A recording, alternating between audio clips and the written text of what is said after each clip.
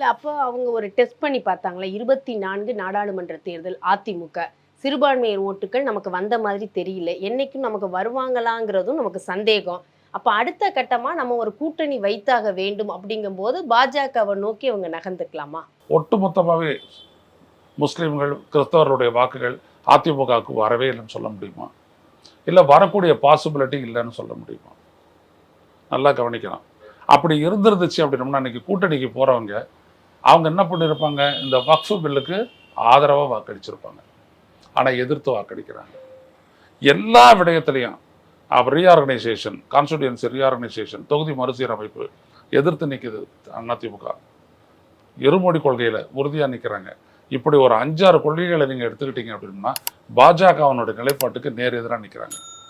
அப்போ இந்த அளவுக்கு நின்றுட்டு வாக்கு சக்தியும் பாஜகவில் பெருசாக கிடைக்காது அப்படின்றது தெரிஞ்சதற்கு பின்னரும் எதற்காக கூட்டணி? இது அதிமுகக்குள்ளே எழக்கூடிய ஒரு கொஸ்டின். இது திமுகவை எதிர்த்து அப்படின்னோம்னா திமுகவை எதிர்த்து அவர் எப்படி திட்டமிட்டார் அப்படின்னோம்னா விஜய் தான் அவர் பார்த்தாரு.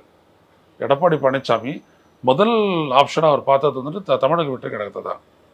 ஆனால் பாஜக பார்த்தது வேற வழி இல்லாத ஒரே ஆப்ஷன் அதிமுக.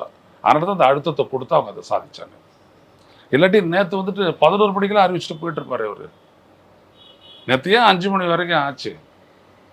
7 சேர் போட்டு என்டிஏன்னு போட்டு அப்புறம் பேனரை மாற்றி அமித்ஷா போட்டு அதுக்கப்புறம் மறுபடியும் என்டிஏ பேனரை போட்டு அதுக்கப்புறம் அதை 6 சேர் ஆக்கி யாரெல்லாம் அந்த சேரை நிரப்ப வந்தவங்க? கட்டாயம் நயினார் நாகேந்திரனையும் அண்ணாமலையும் உட்கார வைக்கிறதுக்காக அந்த சேர் போடப்படவில்லை. இவருடைய இடது பக்கத்தில் வலது பக்கத்துலையும் ஏன் மற்ற கட்சிகள்லாம் வரல? யாரும் இதை அங்கீகரிக்கலை. ஸோ ஏதோ ஒரு அழுத்தத்தை கொடுத்து இவரை வந்து கூப்பிட்டுருக்காங்க. யார்? எடப்பாடியை கூப்பிட்டுருக்காங்க. வந்துட்டாரு, சொல்லிட்டாங்க, முடிச்சுட்டாங்க.